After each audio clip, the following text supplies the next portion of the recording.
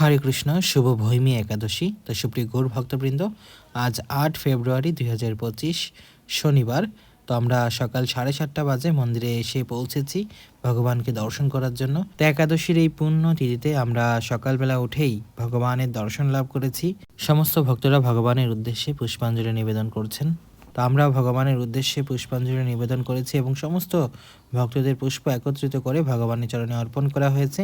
তো তারপরেই পঞ্চতত্ত্ব বন্দনা এবং শ্রী শ্রী রাধা মাধব জগন্নাথের প্রাতকালীন আরতি নিবেদন করা হয়েছে। ভক্তরা পঞ্চতত্ত্ব বন্দনা এবং হরিনাম কীর্তন করছেন। তো তারপরেই গিরিরাজ গোবর্ধন, তুলসী মহারানী এবং ভাগবতম একসাথে ভক্তরা পরিক্রমা করে বৃন্দাবন পরিক্রমার ফল লাভ করছেন। তো তারপরে শিল প্রভুপাদ গুরু পূজা অনুষ্ঠিত হচ্ছে। জয় জগৎগুরু শিল প্রভুপাদ কি জয়। ভগবানের চরণে চন্দন ভক্তদের কপালে লেপন করা হচ্ছে এবং শিল প্রভুপাদ গুরু পূজা অনুষ্ঠিত হচ্ছে, গুরু বন্ধনা কীর্তন করা হচ্ছে।